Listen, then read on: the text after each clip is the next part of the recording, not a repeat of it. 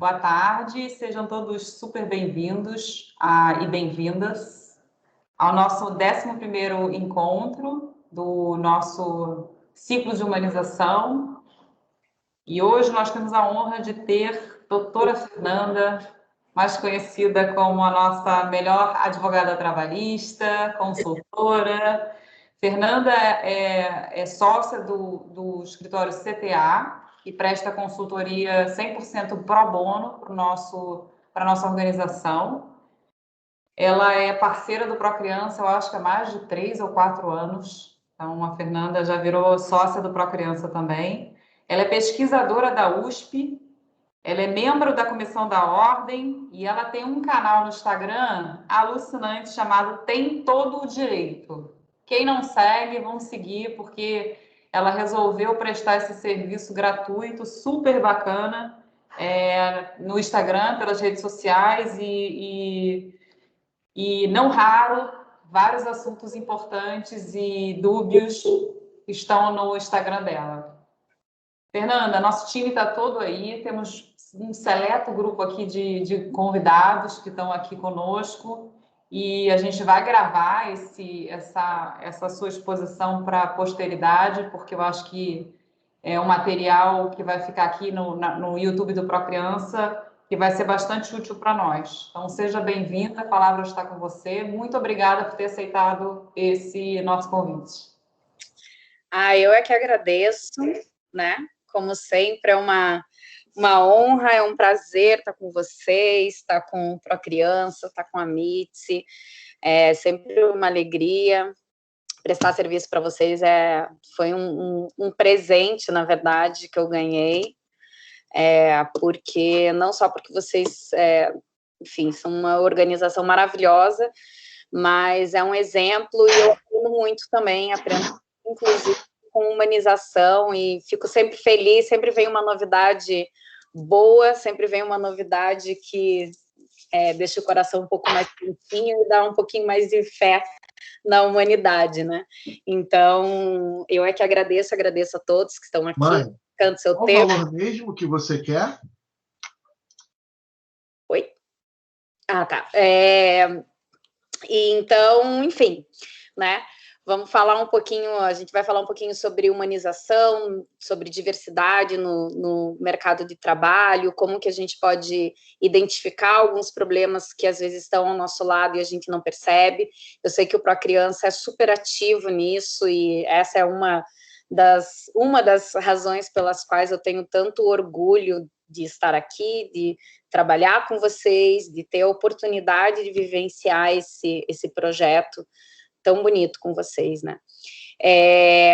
Então, a ideia é a gente conversar, ter um bate-papo mesmo, falando aí sobre a diversidade, sobre inclusão, mas de uma forma real, né? Então, entender também por que a gente tem falado muito sobre isso, se só porque a gente é muito legal, ou se realmente essa é uma nova tendência, uma nova, não é nem uma tendência, uma nova realidade, né, do mercado de trabalho, da sociedade, do que o próprio mercado está exigindo das empresas, dos empregadores, e óbvio que isso passa por nós como seres humanos, né?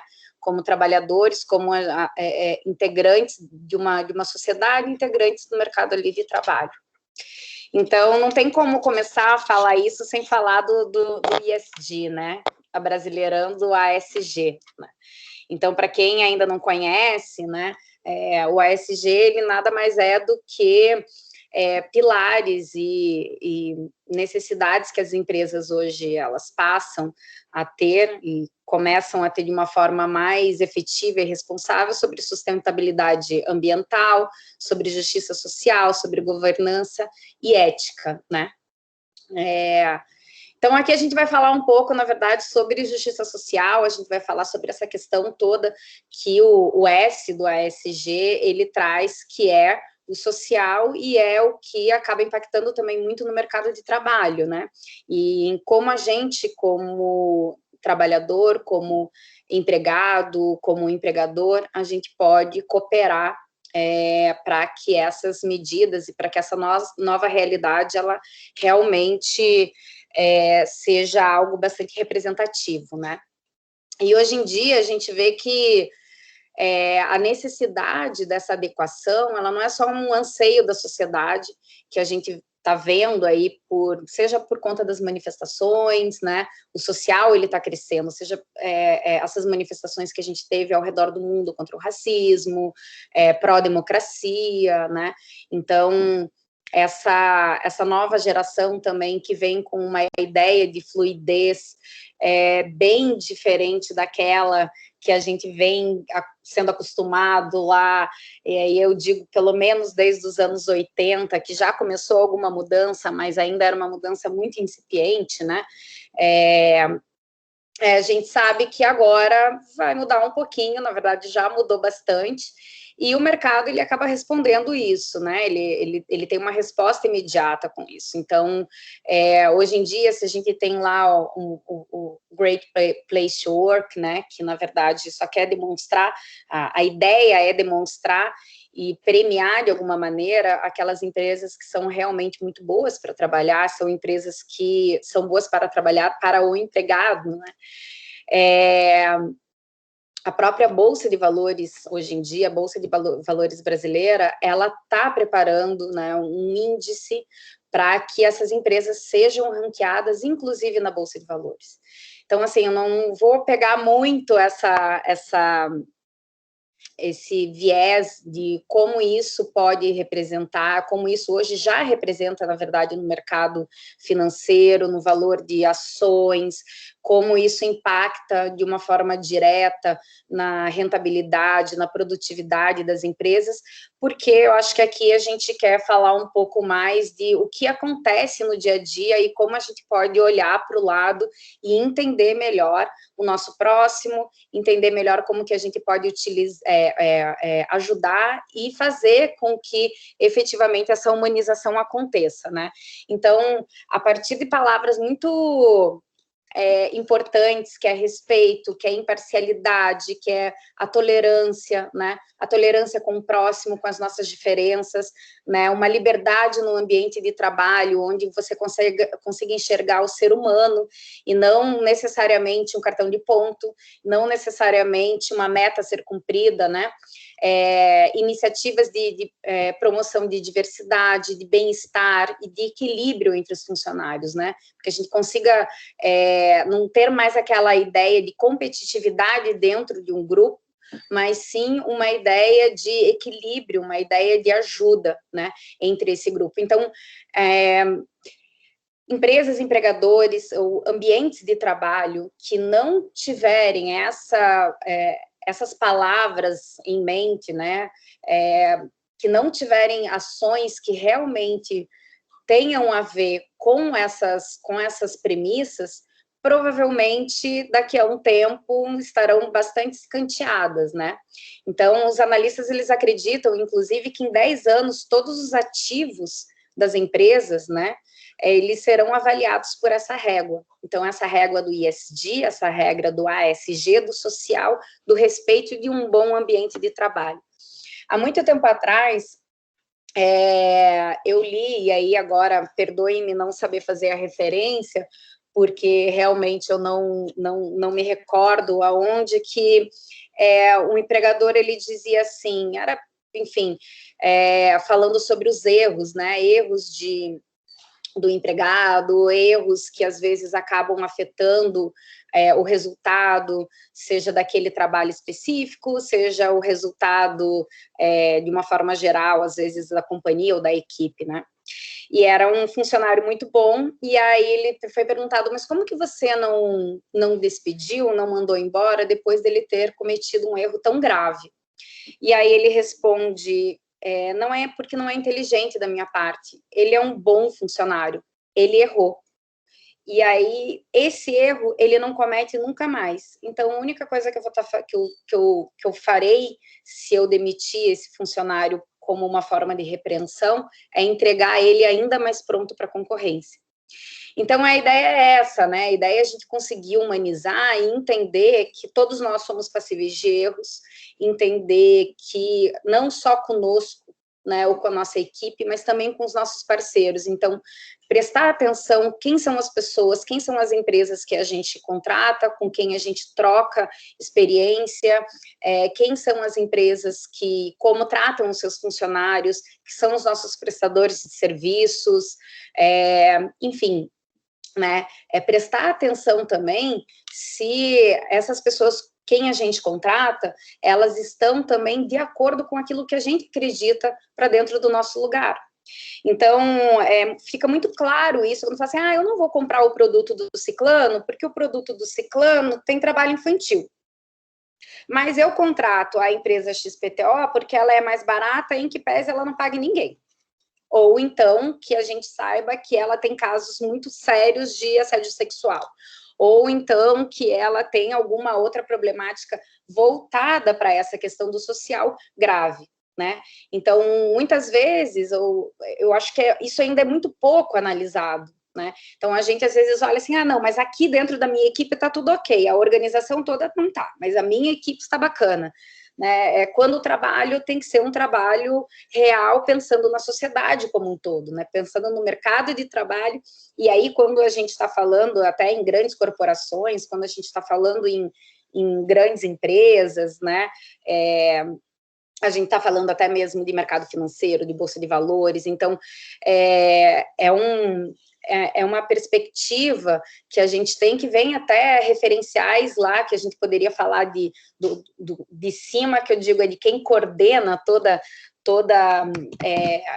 a questão financeira, que acaba impactando no microempresário, acaba impactando em toda uma rede de produção, né? Então, acaba ditando essas normas, e a gente tem que estar atento, porque dessa vez, pelo menos, as normas que estão sendo ditadas são normas que são boas para a gente, pessoas como seres humanos, como trabalhadores e como sociedade, né? Para quem tiver interesse em dar uma olhada no tema e tudo mais, uma boa diretriz, né?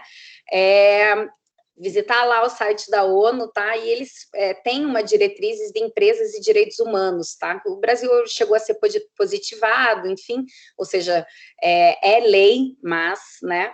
A gente sabe que ainda a gente tem um caminho muito longo pela frente.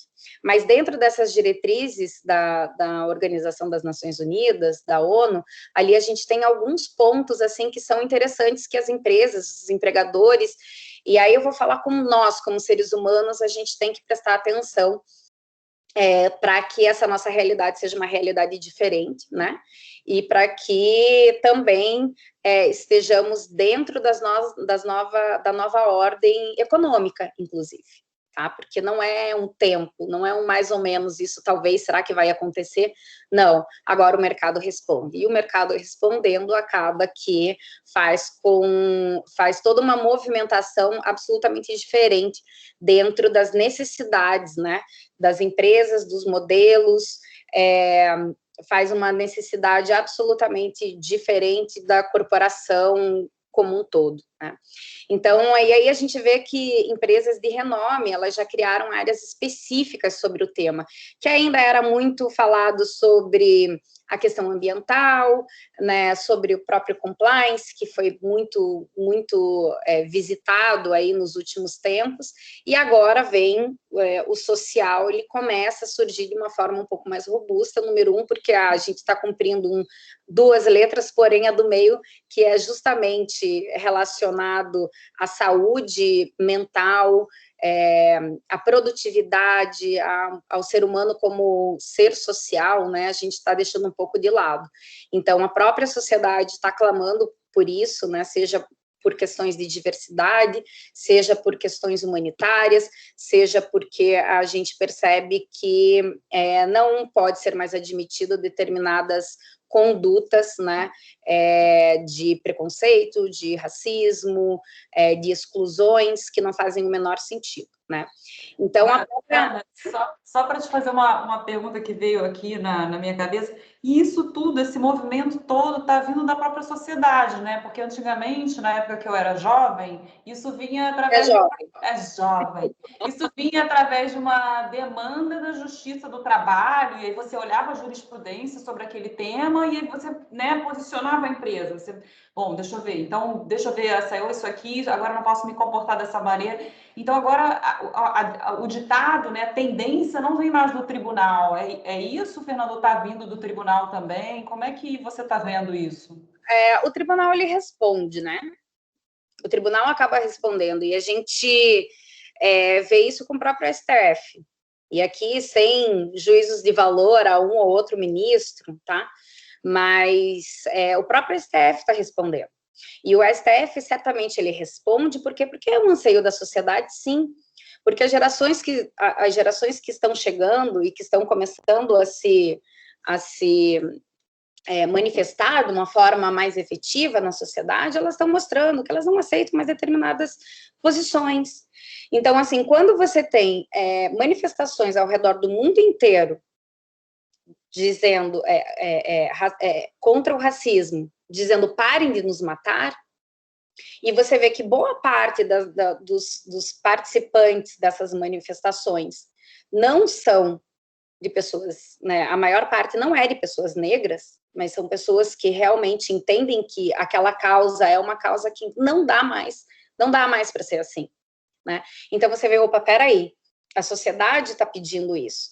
Quando você percebe que políticas sociais de inclusão, elas passam a fazer com que você tenha uma maior rentabilidade nos seus produtos, porque você passa a ser uma empresa benquista, isso né, um primeiro estágio de como o mercado está respondendo ao anseio da sociedade. Isso, sem dúvida, é o que a gente estava conversando, né? A gente vê hoje geração Z postando vídeos, assim, com críticas sociais, como em tom de brincadeira, ou seja, uma coisa meio falando, olha, não faz mais sentido, querido, olha, não tem sentido. Não me interessa, você não sabe como explicar. Eu vi esses dias um muito bom, que a menina lá dizia assim, você não sabe como explicar o que é LGBTQIA+, para o seu filho? Pois bem, comece explicando o que é amor. Né? Então, assim, não adianta eu explicar para você como que deve ser feito, como que deve ser cumprida uma jornada de trabalho. Se eu posso alterar, se eu não posso alterar, se eu posso fazer, se na verdade no final do dia a única coisa que a gente está pensando é como eu posso descumprir isso. Ou então simplesmente como se, não, tudo bem, então ele tem que trabalhar 8 horas por dia, então ele tem que ter uma rentabilidade sempre excelente, 8 horas por dia, todos os dias. Não existe. Esse cara não existe. Né? Essa realidade não existe. Então, se a gente não consegue parar e olhar para o lado e pensar, opa, peraí, tem alguma coisa ali que está acontecendo. Vamos ver o que está acontecendo? A gente vai ter uma rotatividade imensa no mercado de trabalho. Ninguém para, porque a insatisfação de parte a parte vai chegar. Né? Os baianos, eles têm um ditado que é muito bom, que fala assim, não aperte minha mente. E é isso. Ninguém aguenta, sabe? Não aperte minha mente. Então, não tem como a gente conseguir, não tem como a gente continuar nesse mercado de trabalho dessa forma se a gente está falando ainda sobre direito à desconexão como se fosse uma novidade. Aí fala assim, não, a gente dá o direito à desconexão, como se fosse uma novidade, como se fosse algo, tipo, inédito, sabe? Como se, nossa, uma grande evolução, quando na verdade isso deveria ser o básico. Né? Então, a gente vê ali na prática do dia a dia como a gente não percebe como inúmeras coisas que a gente mesmo acaba reproduzindo absolutamente absurdo no sentido de não conseguir compreender a realidade do próximo. Né?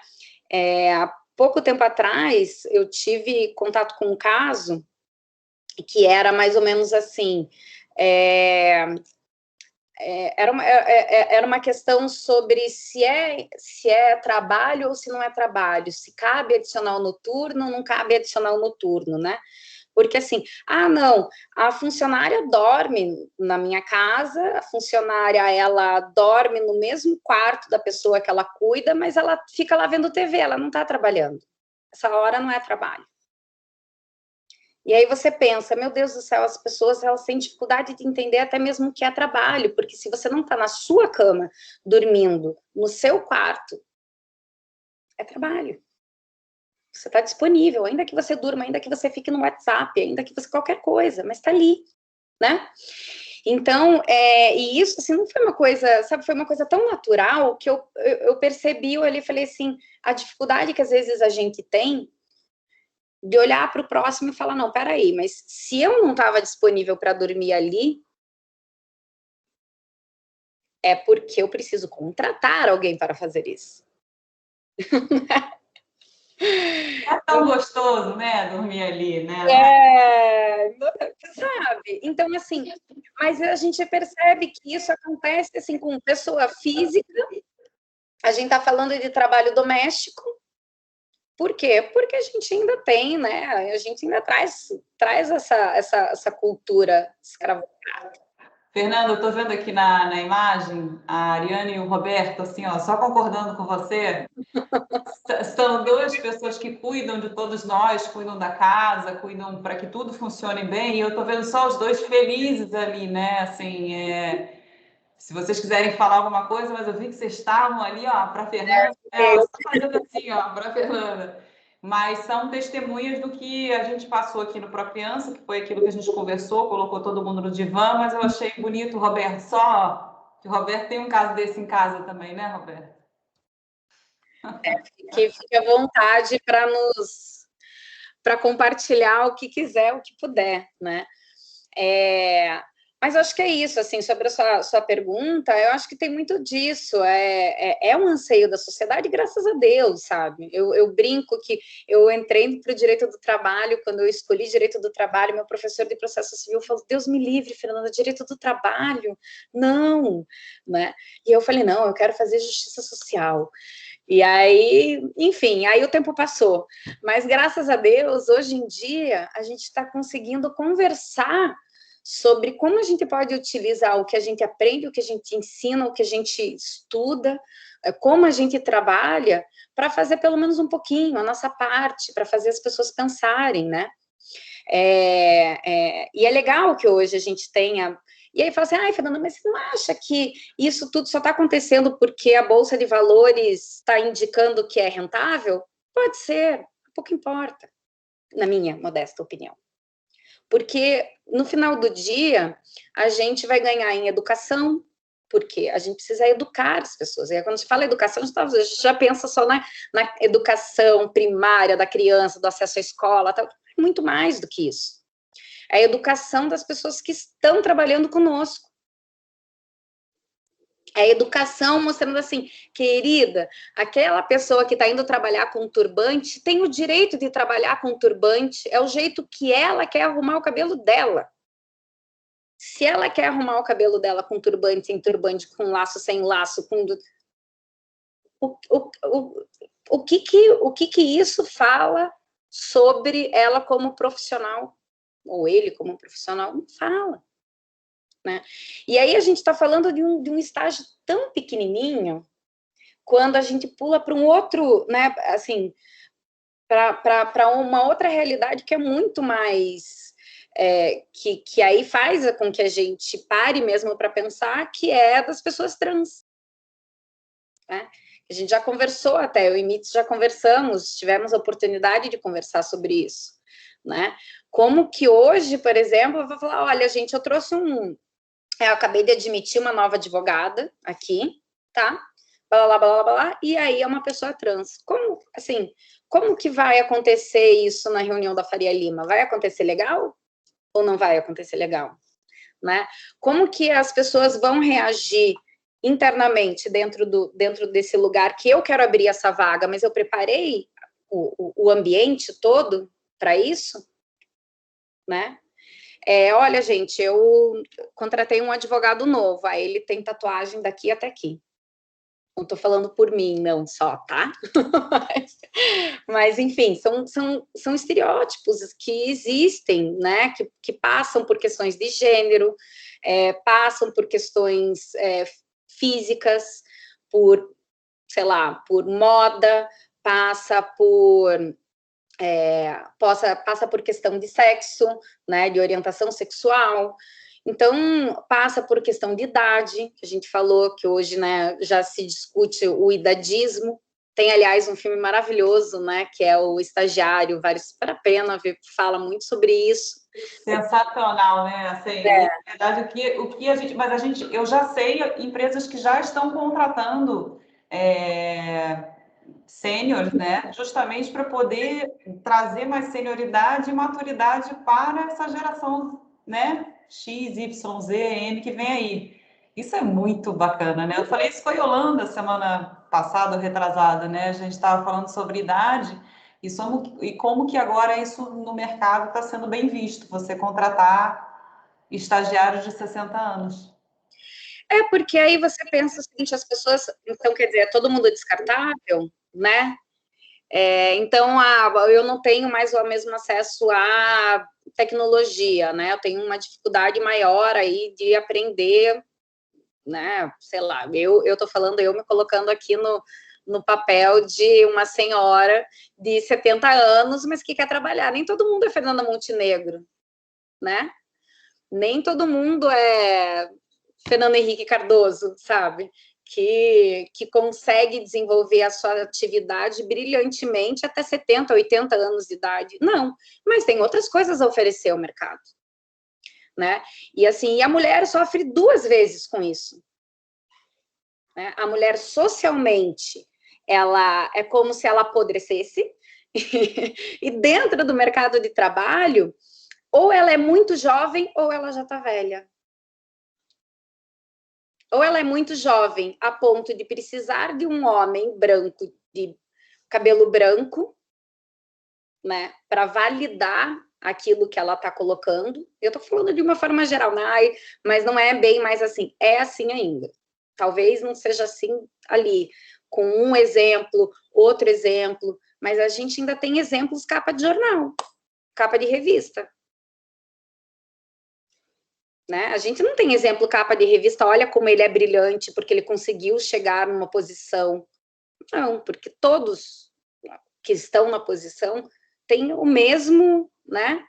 Se fosse um álbum de figurinha, assim, a gente ia ter que identificar pelo número mesmo, e não pelo, sabe, e não pelo tipo físico.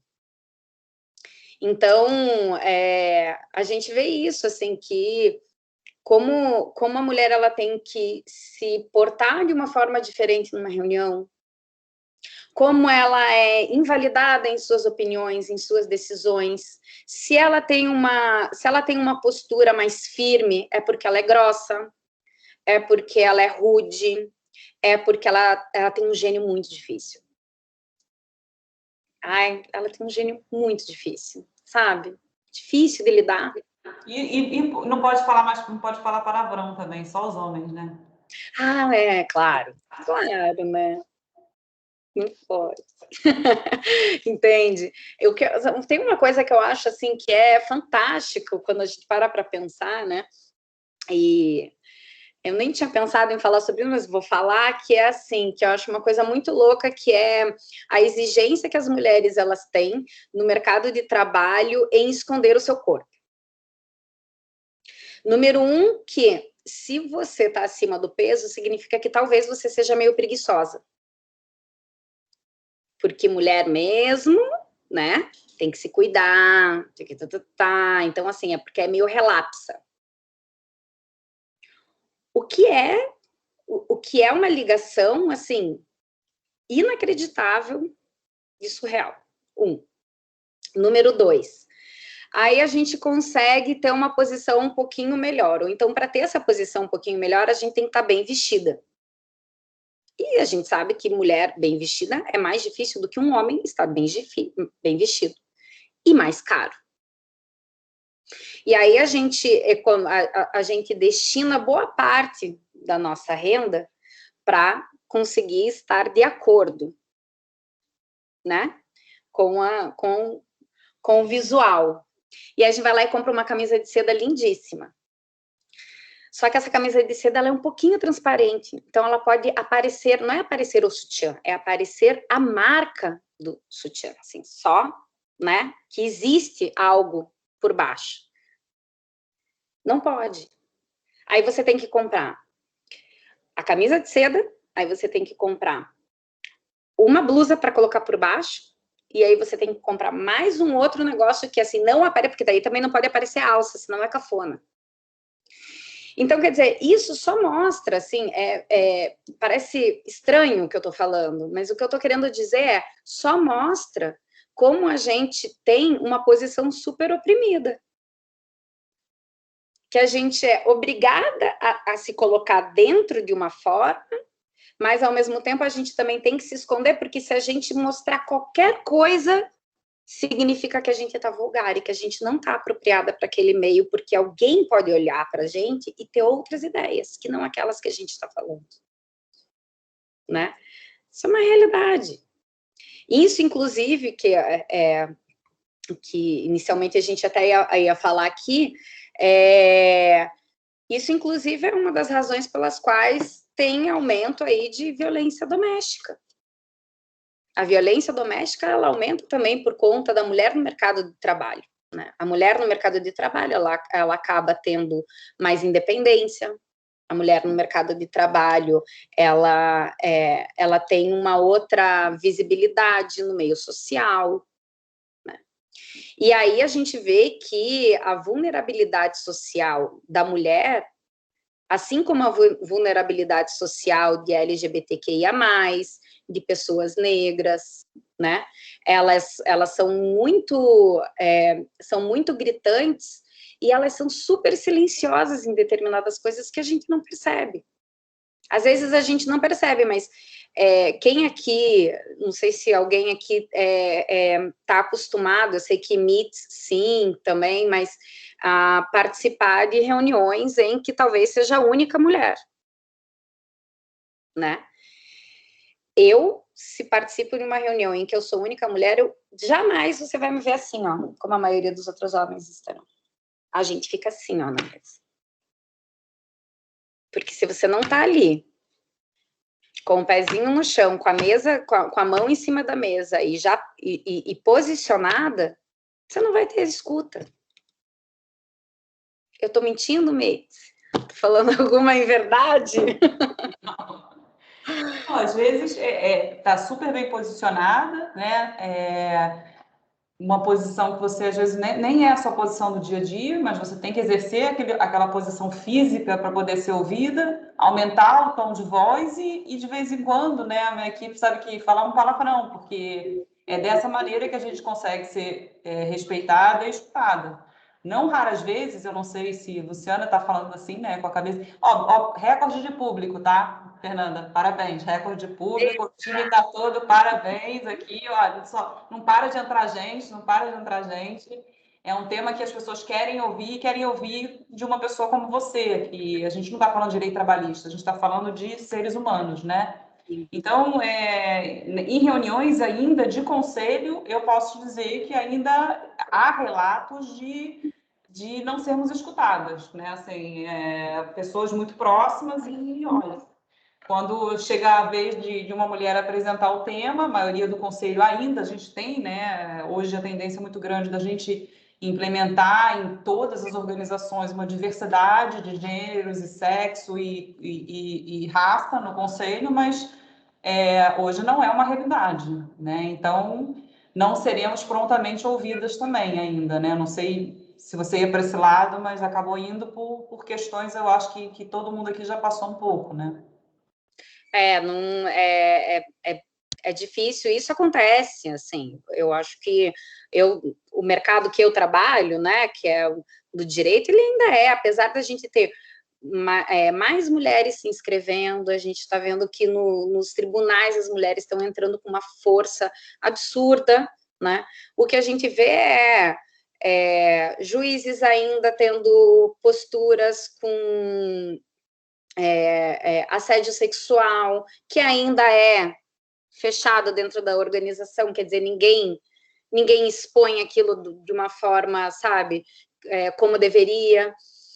A gente vê ainda um meio muito masculino, apesar disso. Por quê?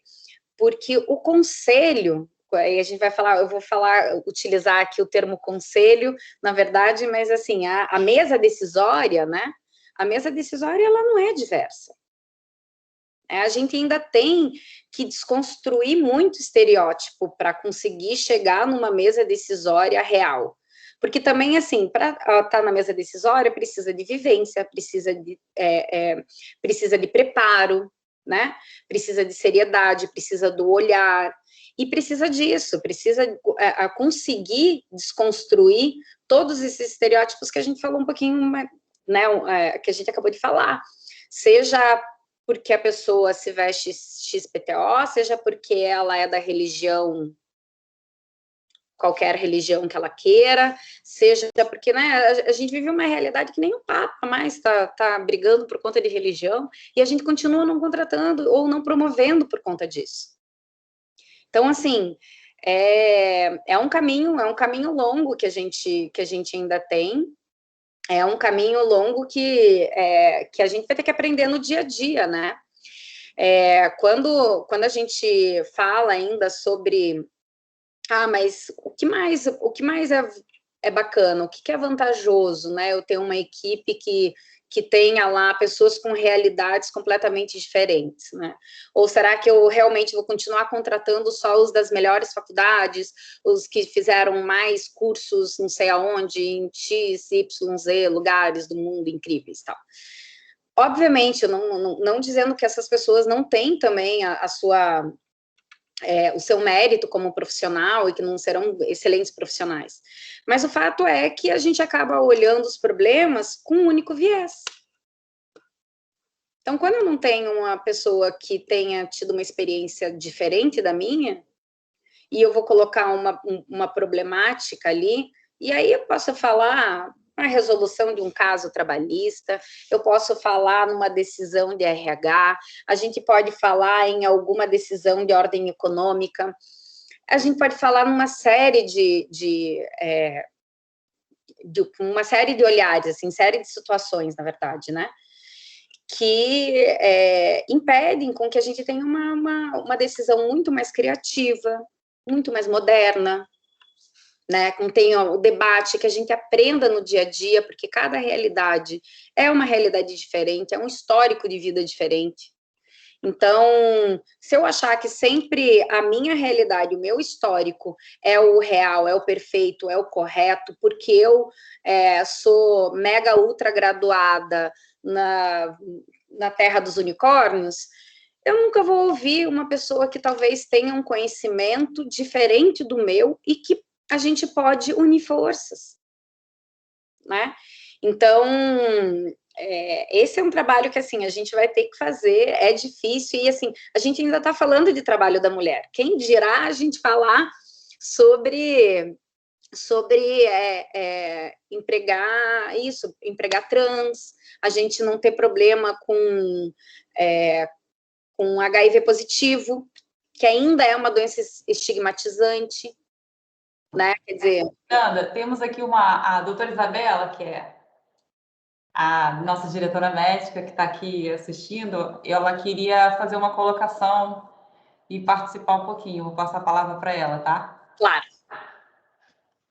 Fernanda, que prazer ter você aqui. Você estava falando sobre essa questão da mulher e como a medicina, a gente ainda tem muito também essa dificuldade, assim, essa dificuldade em entrar em algumas especialidades. Quando a gente fala em pediatria, você vê um corpo feminino muito grande e dominante, mas outras especialidades, como, por exemplo, a ortopedia, cirurgia geral, cirurgia cardíaca, há uma grande dificuldade da mulher se inserir nessas especialidades. Ainda há uma cultura muito machista em relação. E, inclusive, não é só por parte dos próprios médicos dessas áreas, mas também por conta dos pacientes. A gente vê muito quando você indica uma médica cirurgiã, mas é mulher, doutora? Você está me indicando para uma mulher? É muito interessante como os pacientes ainda têm também uma certa restrição diante de algumas especialidades, principalmente ortopedia e cirurgia. Então, é um trabalho realmente assim, que a gente tem que fazer para mostrar, a gente tem que ser muito melhor. Esse que é o grande. A mulher, quando ela entra numa dessas profissões, ela tem uma carga muito pesada, porque não basta ser boa, ela tem que ser melhor. Ela tem que ser melhor que, né, que o seu companheiro de trabalho para poder ter voz ativa. Isso é muito, muito complicado, muito angustiante. E aí vejamos, né? A gente está falando do meio médico, né? A gente sabe que medicina não é um curso popular. Medicina não é um curso simples de entrar, não é um curso simples de cursar, não é um meio fácil de trabalhar, né? Então, a gente poderia dizer, não, são pessoas esclarecidas e, assim, não tem essa imperatividade masculina. Mas não. Né? É isso, assim, para ver como, não, você está exagerando. Não estou exagerando. E muito obrigada, Isabela, por passar e aqui toda a realidade, que é a realidade do mundo médico também. Né? A gente vê isso na publicidade e propaganda, onde as mulheres não conseguem elas conseguem atuar só numa parte da profissão, né? Quando assim como a doutora Isabela mencionou que na medicina, então, se é cirurgiã, já fica meio assim, pediatra sim, porque afinal de contas é a função da mulher cuidar do filho, né? Cuidar da criança, isso é natural da mulher. Agora, para a mulher operar, para a mulher fazer um transplante de coração, não, aí tem que ser um homem, né? Sabe? Então, é a mesma coisa a publicidade, a gente tem lá a parte de criação, as mulheres quase não entram. Tem dificuldade de entrar. A parte de criação é destinada para o homem. E aí, a forma como é feito o trabalho também inviabiliza, porque a mulher, ela tem um papel social. Um papel social que o homem não tem, né? A verdade é isso. Quantos homens aí sabem qual é o tamanho do calçado do seu filho de 5 anos e o do outro de 7 anos? Não sabe. Liga para a mãe para perguntar. Né? Por quê? Porque esse é o papel da mãe. E isso reflete o exemplo clássico disso, né? O que isso é o que mostra a própria legislação que a gente tem. A licença paternidade é piada, né? Então, é óbvio que a mãe, ela tem ali um papel inicial e tudo mais, mas o que a gente está falando é muito além disso. Não é que as mães não querem ficar com seus filhos, não é isso. A gente só quer que a gente possa ter uma progressão de carreira justa, que a gente possa ter essa possibilidade de projeção de carreira, porque a partir do momento que você tem toda uma obrigação dentro de casa, isso talvez impeça com que você realmente desempenhe da mesma forma que o fulano que ficou 3 dias dentro de casa tem. Então, assim, não, hoje o fulano tem reunião, hoje não pode. Agora, a sua reunião pode ser desmarcada, mas a reunião do pai não pode ser desmarcada, né? Então, isso ainda é uma realidade, né? A gente vê que o desemprego agora, durante a pandemia, atingiu, assim, muito mais as mulheres do que os homens. Por quê? Obrigação familiar, sobretudo, né? A gente teve uma decisão que tirou a guarda, por exemplo, de uma mulher, guarda do filho, porque ela tinha que trabalhar presencialmente. E aí foi deferido a retirada de guarda dela, porque como ela tinha que... Então, quer dizer, qual era a escolha dela? Eu largo o trabalho para poder ficar com o meu filho, porque eu tenho que trabalhar eu tenho que trabalhar presencialmente durante a pandemia, e aí eu não tenho condições de botar alimento em casa, ou eu perco a guarda do meu filho, continuo com condições e depois eu vejo como eu faço. Né? Então, isso é muito gritante, assim, ainda, o papel social da mulher, né, na sociedade, assim, o papel social que a gente acaba exercendo, mesmo que eu não sou mãe, eu não sou casada, você também não tem a mesma confiabilidade, assim, então, assim, quão confiável você é enquanto profissional, mas calma aí, por quê? Né? Então, assim, existem questionamentos que acabam refletindo o teu próprio dia a dia de trabalho que a gente inconscientemente faz, né? E às vezes nós, como mulheres, fazemos, né? Então, 60%, eu estava vendo aqui que com renda média de 60% inferior do que as outras mulheres, que a gente vê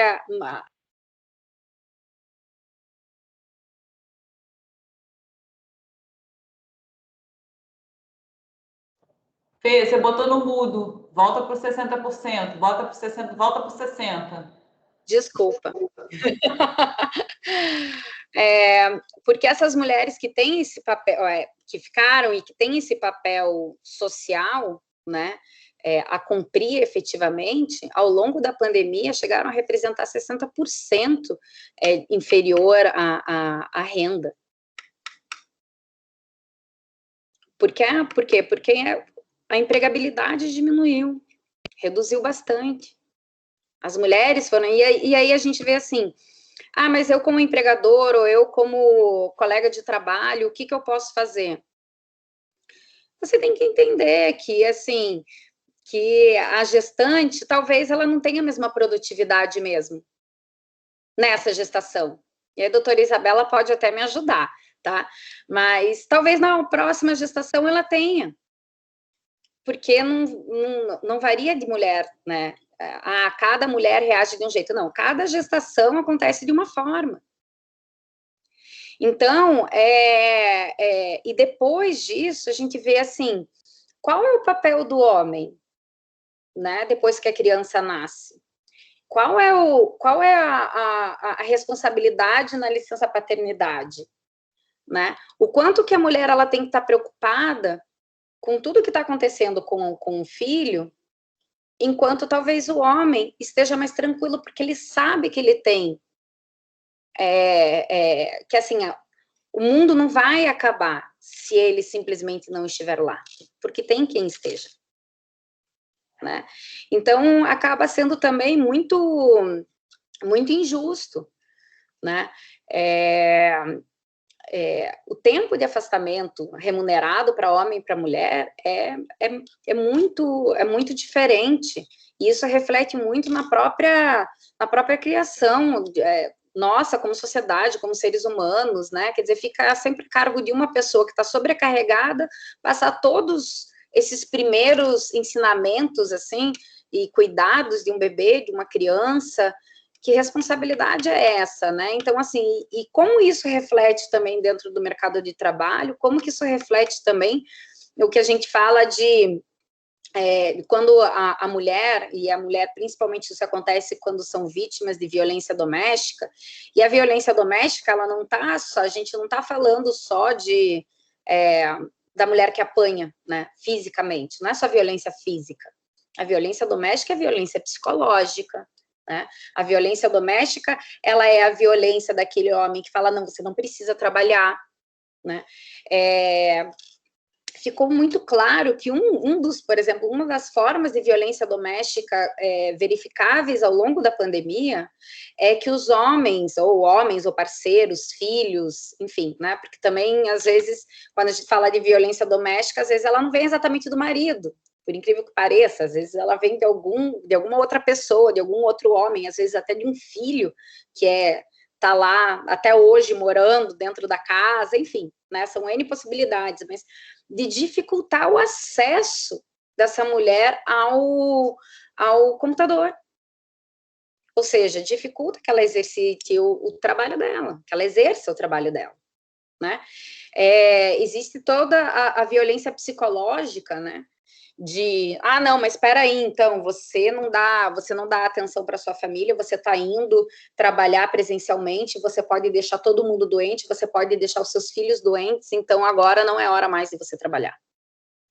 E junto com isso, quando é uma atitude efetivamente violenta, ela só piora, porque a partir do momento que ela também não tem autonomia, ou pelo menos um pouco de autonomia financeira, aí ela está vendida em todo o resto, né? Então, para conseguir sair disso, a gente tem também o nosso papel social, assim, de responsabilidade social, de perceber, peraí, o que está acontecendo, tá? Essa pessoa está estranha, está acontecendo alguma coisa, será que tá? Não, mas eu não quero me meter, né? Então, eu não vou entrar nessa. Mas, na verdade, a gente tem a obrigação de pensar como que a gente pode, sim, entrar nessa, como que a gente pode, sim, entender o que está acontecendo e trazer uma protetividade para essa pessoa, seja mulher, seja L, G, B, T, Q, I, A, mais, H, qualquer, né? Mas a gente tem perguntas, Fernanda, que eu acho que tem muita gente aqui que está interessada em saber como que o empregador, os colegas de trabalho, né, a chefia direta, o gestor, como abordar esse tema, né, de um par, de uma pessoa que está dentro do ambiente de trabalho, é possível, né? Como abordar, como proteger, como cuidar de uma maneira não invasiva, para que não se exponha, como lidar com essa dor, né? Ou dessa mulher, ou desse trans, como lidar com isso? Eu acho que a primeira questão é a gente tem que preparar o nosso ambiente, né, o nosso microcosmos ali, a gente tem que preparar as pessoas para ter esse tipo de compreensão. Porque também não adianta eu pensar como que eu vou abordar quando todos os funcionários ou todas as pessoas que trabalham comigo, sei lá, pelo menos 60% delas, realmente acha que isso não é um problema para se levar para o trabalho. Porque vida pessoal é vida pessoal, trabalho é trabalho. Eu passei por um momento muito difícil na minha vida, e nesse momento muito difícil na minha vida, eu não parei de trabalhar um dia. Parabéns para você. Você talvez reaja assim, dessa forma, mas o ciclano, o beltrano, não, reage de uma outra maneira. Eu acho que primeiro é ter essa educação, né? E aí eu acho que essa educação, ela só acontece quando a gente fala sobre o tema. Quando a gente se expõe, quando a gente debate, a liberdade, levantem a mão e possam falar o maior absurdo possível, mas para que a gente consiga mostrar, dizendo, olha, o que você está falando é meio absurdo. Para pensar numa outra perspectiva. E aí, passado esse momento de educação, eu acho que junto com isso, né, e aí para as empresas, né, que tem uma estrutura e tudo mais, precisa ter um acompanhamento psicológico, né, então precisa realmente ter profissional qualificado para tratar da questão. Então, peraí, eu identifiquei o problema, ó, a doutora Isabela vai me ajudar. Eu identifiquei o problema, então esse problema ele tem que ser tratado por especialista, de uma forma discreta, né? De uma forma real, que entenda também quais são as necessidades dessa mulher, então que dê uma licença a mais se ela está precisando, que altere a jornada, o horário de trabalho dela, que faça alguma forma com que viabilize a manutenção dela no trabalho, a reinserção dela na sociedade, a reinserção dela dentro da atividade que ela exerce, né, de uma forma humana. E eu sou advogada, eu não estou exatamente preparada para conduzir isso. Eu posso, junto com um profissional que seja um profissional da saúde, né, que seja um profissional da área, que entenda como que isso pode ser feito, dizendo, olha, Fernanda, é legal, então, que ela tenha isso, isso e isso. Agora ela vai precisar ficar um pouco afastada, porque assim, ela não adianta ela estar ali, né? Ela precisa realmente se recompor para conseguir exercer tudo que ela precisa exercer. Então, doutora Isabela, por favor, ajude. E é super importante o que você vem falando, porque muitas vezes a pessoa que está passando por isso, ela não sabe o que está acontecendo com ela. Ela não consegue identificar que está havendo algum tipo de abuso familiar, ou que seja, ela não consegue identificar. Isso faz parte, acaba fazendo parte do dia a dia dela. E muitas vezes essa pessoa chega ao trabalho com alguns problemas mesmo, que ela não sabe dizer por que ela está angustiada, por que ela não está produzindo, porque não consegue identificar. E isso é muito interessante. Então, assim, às vezes a pessoa ela demora para pedir ajuda por não saber. E então você está aqui falando, e eu acho que faz parte também, é uma obrigação da empresa orientar seus colaboradores a respeito disso. Porque assim a gente consegue, né? Os gestores conseguem ajudar e entender um pouco mais esse colaborador. É lógico que é muito delicado, e muitas vezes pode parecer uma invasão de privacidade, então tem que ter assim, muito cuidado no abordar esse assunto, mas eu acho que assim, orientar e mostrar que isso acontece é muito importante. Porque quando eu converso, principalmente nós que somos médicos, e quando a gente conversa com os familiares, onde a gente vê muitos abusos familiares, eles não percebem que isso está acontecendo. Porque é isso, às vezes a violência ela é muito silenciosa, assim, né? Com a pandemia isso aumentou muito, porque com o teletrabalho, se antes ela sofria violência dentro de casa, ela chegava no trabalho e às vezes dava sinais, né? Que aí vinha alguém e falava, não, peraí, você tá estranha, tá acontecendo alguma coisa? Não, tá tudo bem. Não, peraí, me conta. Não está tudo bem, né? E aí que é isso que a doutora Isabela falou, que às vezes a pessoa não percebe, né? Que ela não percebe que ela tá ou numa relação abusiva, ou que ela tá realmente sofrendo algum tipo de violência. Por quê? Porque a gente já é acostumada a ter a tal da síndrome da impostora, né? Então, assim, a gente volta e meia, quem aqui ainda não parou de olhar e falou assim, gente, na verdade, eu sou uma fraude, em breve eu serei descoberta, né? Então, isso é um clássico feminino, né? Aquele 100% de certeza que em breve você vai fracassar e que vai dar tudo errado, né? Então, e muito isso, tá isso dentro da gente, assim, é uma coisa que a gente tem que aprender a lidar com isso.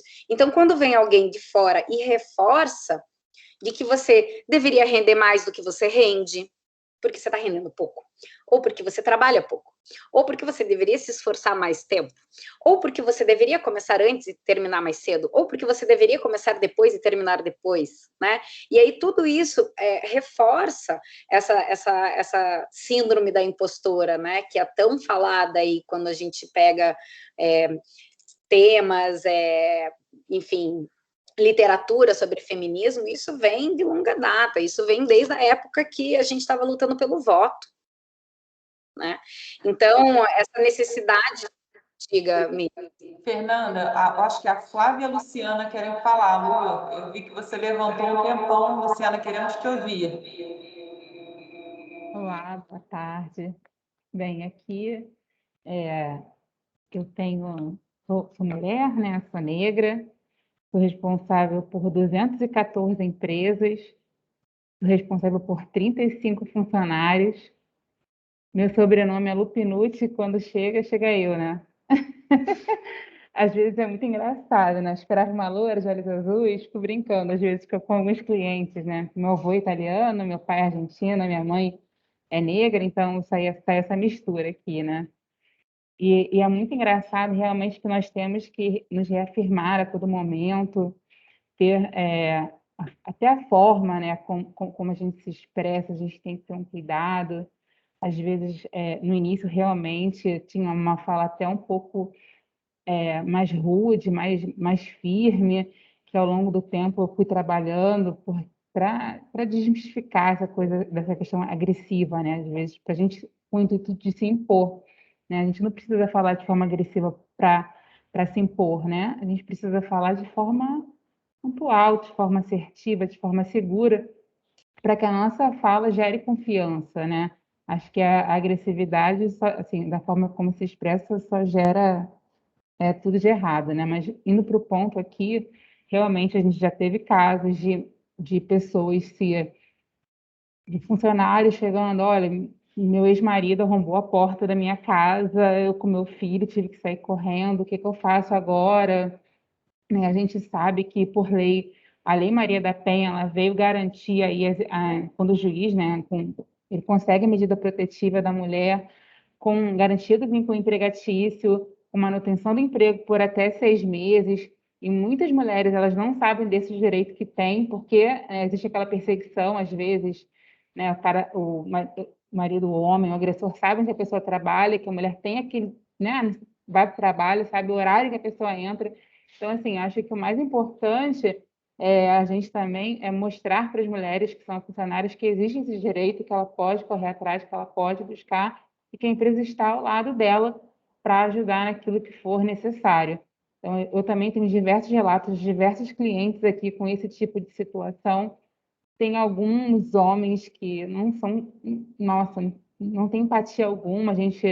Eu, na qualidade de prestadora de serviço, tento ali me solidarizar, dando as possibilidades existentes para que ela mantenha o emprego. Tem empregador que fala, não quero problema não, vou mandar ela embora. Né? Como assim vai mandar ela embora? Espera aí, vamos com calma, né? Então, a gente, na qualidade de gestor, tem que ter um cuidado muito grande, tanto com os nossos funcionários, eu, no meu caso, com os meus clientes, como para criança, um cliente meu também, e fazer esse trabalho maravilhoso aí. Era só isso que ele queria falar. Obrigada. Tem mais gente querendo falar. E você, Mônica? Vou falar um dado aqui sobre essa questão de ter muitos exemplos. O Disque 180, no ano passado, registrou 84.500 denúncias formais de violência de gênero, que significa 213,5 denúncias por dia, por conta de gênero. Denúncia, né? Então, assim, o que tem de realidade é muito, muito mais que isso, né? Mas, enfim. Fernanda, teve a gente teve duas perguntas aqui. Uma, na verdade, foi meu tio que está assistindo aqui, é empresário, tem alguns business, e ele mandou uma sugestão de um filme que ele viu, chama O Sócio, da Whoopi Goldberg, que, na verdade, ela teve que se reinventar um sócio para poder ser aceita em Wall Street, né? Ela não podia como mulher, então fica a dica também de um... É maravilhoso esse filme. Aqui, o Bruno Tocantins está dizendo que já viu, depois o Bruno depois diz qual a opinião dele, O Sócio. Então, ficou aqui, ó, o Bruno está falando que é muito legal, então vamos todos assistir O Sócio. Então, e aí temos uma outra pergunta, Flávia, você consegue ver? Foi uma colocação, na verdade. Sim, oi, doutora, boa tarde, obrigada mais uma vez pela parceria. Obrigada a vocês. Na verdade, assim, vou colocar aqui a pergunta, né, a colocação que a Adriana Marcílio colocou, mas a gente estava aqui discutindo, quando a doutora Isabela falou sobre profissão, né, sobre na área médica, aí a gente levantou, a Letícia levantou que sempre fala lugar de mulher na cozinha, né? Mas os chefes são homens. Como que tem esse preconceito, né, nas profissões? E a Adriana Marcílio, ela coloca aqui, ninguém pergunta numa entrevista de emprego, deve ser para o homem, né, com quem o filho vai ficar. Mas já para a mulher, né, sempre se pergunta, vai deixar com quem? Quem é a sua rede de apoio? Isso, enquanto a gente não parar para pensar numa licença paternidade, eu não estou falando nem justa, porque justo a gente vai ficar discutindo aqui o que é justo e o que não é justo, né? Mas uma licença paternidade honesta, decente, a gente vai ter sempre essa dificuldade, porque no final do dia não, mas aí ela vai ter que buscar o filho na escola. Ah, não, mas aí ela, né, enfim, ela tá com um bebê pequeno. Ou então tem uma outra questão, que aí ela teve o primeiro agora, daqui a pouco ela vai ter o segundo, vai engravidar, melhor deixar para lá, né? Então, isso é ainda um peso que acompanha, né? Ah, não, mas eu contrato muita mulher. É claro que você vai contratar muita mulher. A gente é super responsável, a gente é organizada, a gente é mais fácil de trabalhar, até porque a gente é acostumada a ser mais subordinada, né? Agora, eu quero ver mais do que contratar a mulher, eu quero ver você deixar as mulheres mandarem também, né? As mulheres decidirem também. Essa é a diferença. Não é o contratar a mulher, claro, você vai pagar menos, porque a gente ainda recebe menos, né? E aí a gente está falando do meu mercado, do mercado da doutora Isabela, da MITS, do mercado de vocês, não, assim, é isso. Ah, não, mas aqui a gente tem muitas mulheres. Claro que tem muitas mulheres, né? Agora, e a mulher fica mais fácil de ser demitida, porque teoricamente não é ela que paga as contas de casa. Quando a realidade, hoje em dia, não é mais essa, né? Não é mais essa. Então, quando a gente pega lá, tudo bem que a gente está falando de um absolutamente espaços absolutamente diferentes, assim, dos nossos, mas você pega, por exemplo, Finlândia, né? Você pega que na verdade era um governo de centro-esquerda liderado por mulheres, né? Você vê lá que a ampliação da licença paternidade, ela é absurda, assim, ela é muito mais representativa, né? Eles realmente podem escolher, e mais do que escolher, né? Eles não só dividem entre eles como eles querem, como o homem obrigatoriamente tem que ter um pedaço da licença paternidade, da licença, né? Da licença que tem que ser exercida pelo homem, obrigatoriamente. E a importância, né, doutora, da paternidade. A gente tem que valorizar a paternidade. Tem uma dica de filme também que eu gosto muito, muito, que é Gonzaga, de pai para filho. Ele busca esse pai, e muitas pessoas buscam o pai, às vezes é só a mulher, né, que está imbuída daquele serzinho. Não, os dois estão imbuídos do cuidado, os dois têm a carreira, os dois precisam estar juntos ali, naquela rede de apoio à criança. Isso é muito importante, dividir essa licença.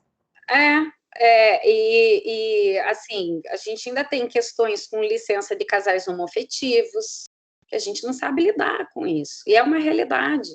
Ah, não, mas aí não é família de verdade, né? Eu já ouvi isso de pessoas da minha idade. Não, família é pai, mãe, não, família é amor, né? Então, esse tipo de educação a gente tem que também se comprometer a exercer e a praticar dentro do nosso ambiente de trabalho, né? Ah, não, mas você está querendo impor algumas coisas. Não, a gente não está querendo impor nada. A gente só quer que exista uma relação de respeito com o indivíduo. Pronto, né? Então, entender que a licença paternidade não é só porque você é mulher e aí vocês querem tudo. Não, a gente não quer tudo, não é isso. Não é uma questão de que, não, simplesmente a gente tem que fazer com que o nosso meio pare para pensar que isso é benéfico para todo mundo, né? Coreia do Sul é assim.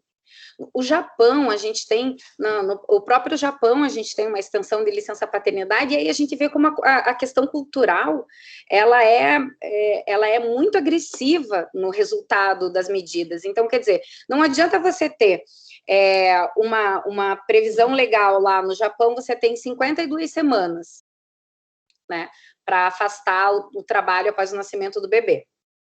Mas só 2% dos homens exercem e usufruem dessa licença paternidade. É cultural. Aí você vê na Suécia, 90% dos homens aproveitam a licença paternidade. É cultural. E isso, mais uma vez, acaba reforçando, né? Reforça toda essa questão machistinha que a gente tem no ambiente de trabalho e que a gente mesmo, mulher, também exerce. Sem saber se... Machistinha foi ótimo. Tem uma questão aqui que a gente pode falar um pouco sobre isso, Fernanda, também, que a Yolanda colocou, ela fez uma ponderação interessante. Ela botou: eu vejo que a empresa que torna-se humanizada, os funcionários procuram seu gestor para dividir os problemas, o que é muito importante. Eles se sentem acolhidos e sentem confiança em buscar apoio e ajuda. Eu acho que é isso muito que a gente tem vivido aqui. Yolanda é testemunha viva da mudança de comportamento aqui do Procriança. Aí tem uma outra colocação também, estou passando a Flávia: as empresas perdem muitos talentos em razão do machismo, somos responsáveis e multitarefas. Quando o machismo e o patriarcado for deixado um pouco de lado, todos nós ganharemos muito, né? Então você vê, assim, a gente veio falar de diversidade, a gente ainda parou na mulher, você vê como que, né, assim...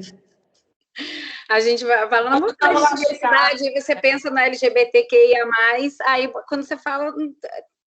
Não, a gente ainda tem uma questão gigantesca com a mulher. Se a gente for colocar com a mulher negra, a gente vai ficar aqui muito tempo conversando.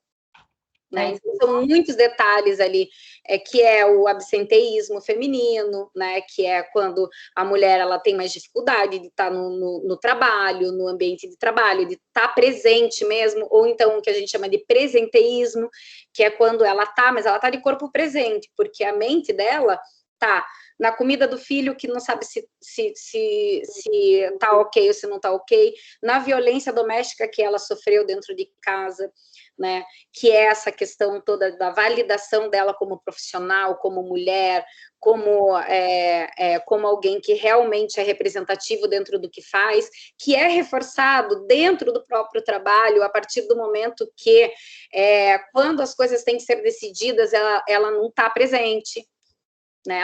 Ela tá presente quando precisa resolver. Né? Então,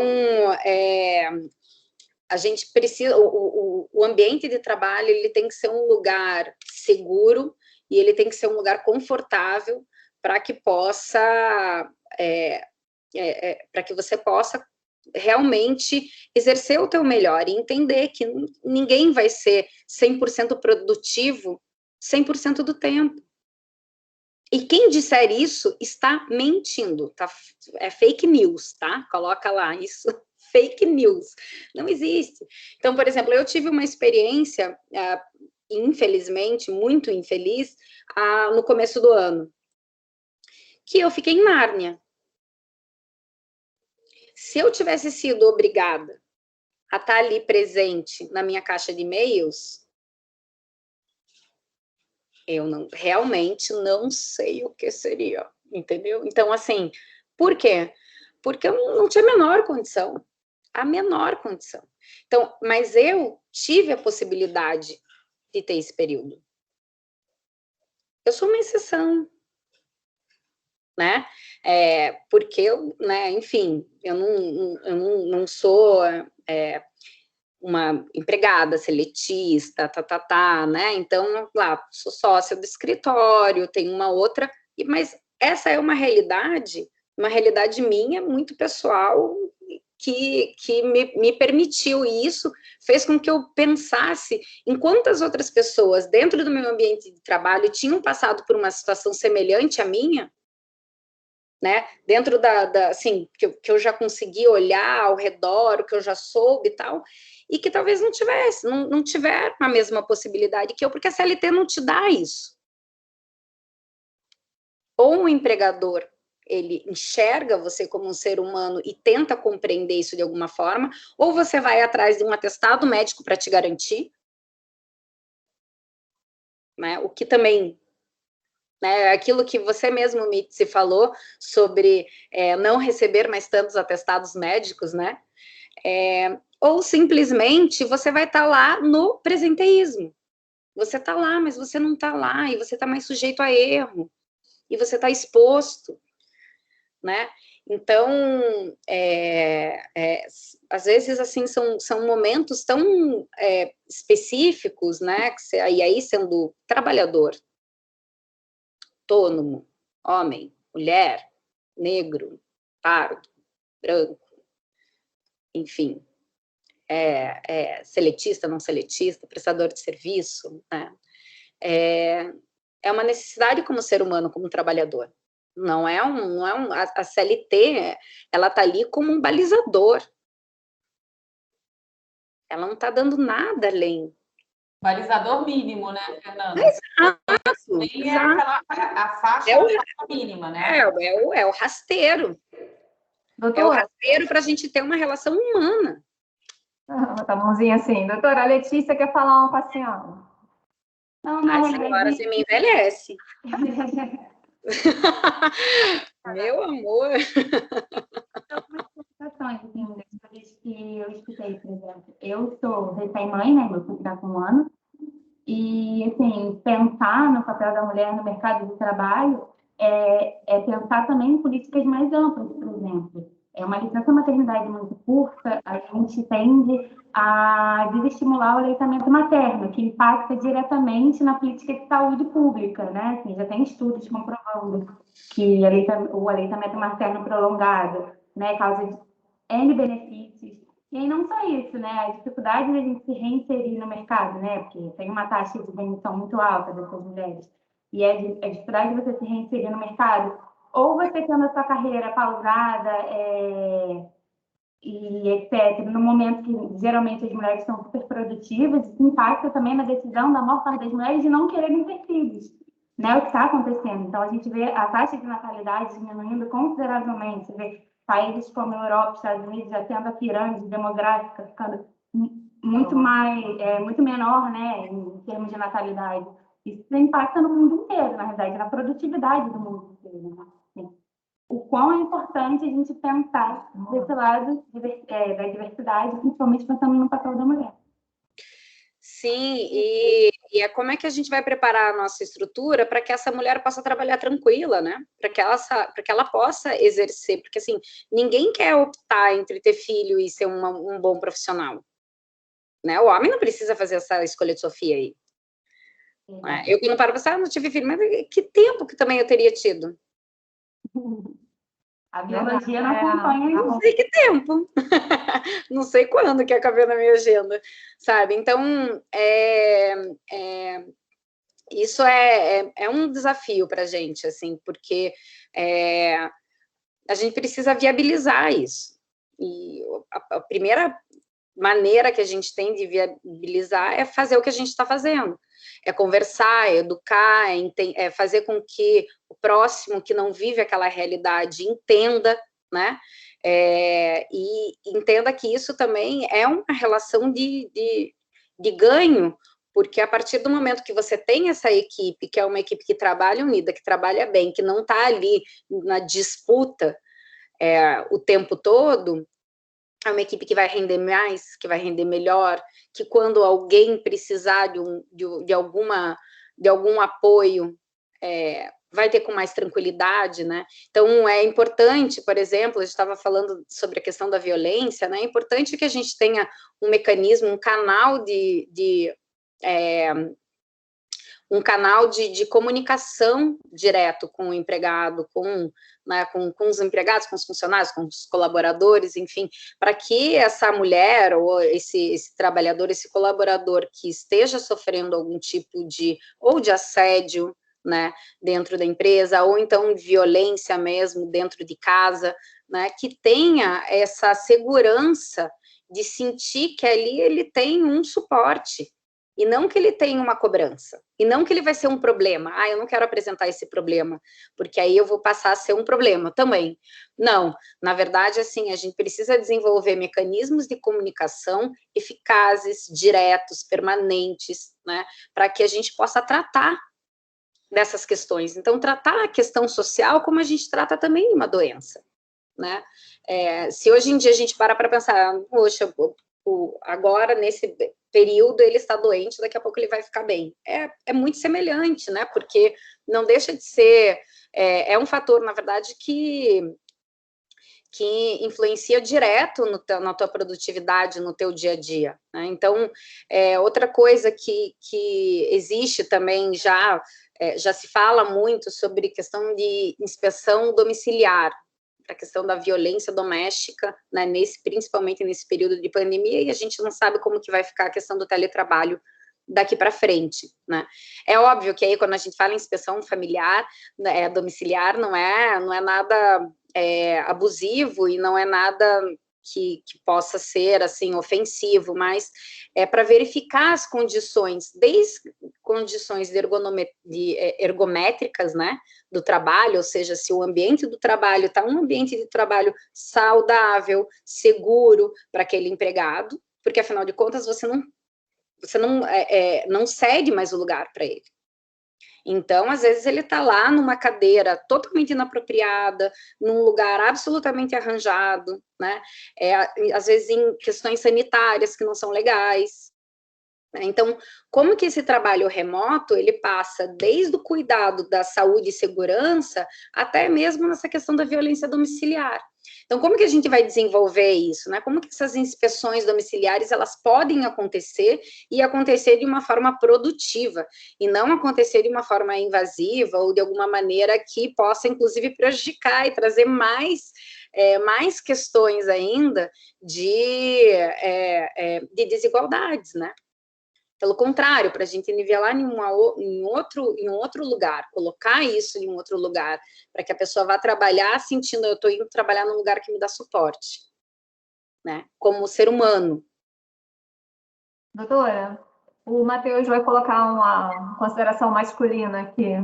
Por favor, manifestem-se. Olá, doutora, tudo bem? Prazer, boa tarde. Tudo bem?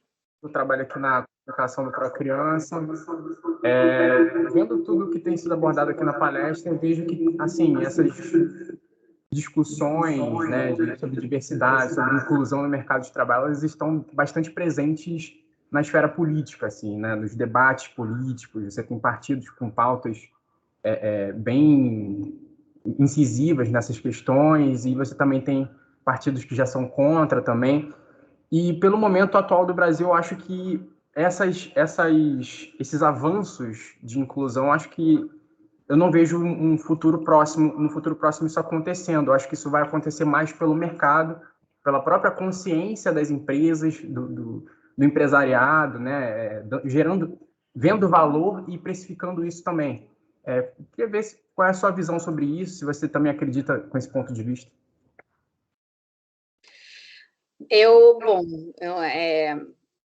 Vou não me concentrar muito na questão do atual governo, da política como está, porque, enfim, esse é um outro debate um tanto quanto acirrado, não vou... Mas o que acontece independente do momento político que a gente está vivendo, né?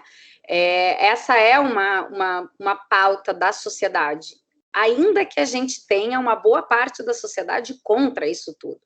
Como a gente vê as manifestações nas ruas, e como as coisas, esse tipo de reação, né, reações que trazem posturas, o que mostram posturas, né, mais discriminatórias, elas vêm sendo publicizadas de uma outra maneira nas redes sociais, nas ruas, na educação das crianças que estão aí com uma outra cabeça. Então, eu acho que são dois pontos, tá? Eu acho que não é só uma questão do anseio da sociedade, né? De mostrar, ainda que não seja a sociedade de uma forma inteira, exista uma discussão grande sobre isso, mas as liberdades, elas acabaram ganhando um outro lugar, e isso fez com que a gente tenha que discutir sobre isso, ficou sem saída. Então, a discussão, ela acontece independente do governo querer ou não querer. E uma outra coisa é o ISG. O ESG, ele não passa... Ele pegou um outro caminho que ele não está, o governo não está conseguindo cobrar o pedágio. Então, como é uma ordem mundial, é um avanço mundial, o governo não consegue segurar isso. Por quê? Porque o mercado financeiro manda. E porque aí as empresas, elas falam, olha, não tem essa regulamentação estatal, mas no mundo os índices estão funcionando dessa maneira. As boas práticas são essas. Então, como as boas práticas são essas as boas práticas que a gente vai ter que praticar. E isso, né, exercer, e isso tem acontecido de uma forma muito clara, principalmente na questão ambiental, porque a gente vive um momento devastador em termos de política ambiental, né? E esse foi o primeiro, assim, o grande pilar que manifestou aí o ESG, né? Toda a questão de sustentabilidade.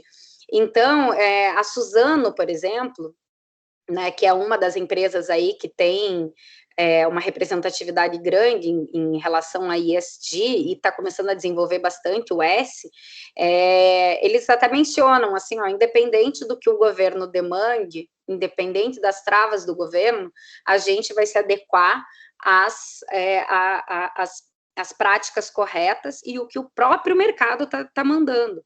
Então, eles, por exemplo, têm um projeto super legal, que é um projeto que a ideia, além da questão ambiental, eles fizeram um projeto social, que é em Mucuri, na Bahia. Eu não me lembro direito o nome do projeto, é alguma coisa Colmeia, Projeto Colmeia, alguma coisa assim, que eles estimulam e, na verdade, dão todo o apoio técnico para apicultores locais, né? Então, eles fazem toda essa produção, ajudam nessa produção, e para depois exportar o mel. E com essa possibilidade de melhorar a vida dessa comunidade que vai passar a trabalhar mais, eles vão investir também em educação, para que aquela comunidade, a próxima geração, essa geração que está vindo agora, tenha educação básica. Então, você vê que, na verdade, assim, eles não... Ele fala, não é filantropia o que a gente está fazendo.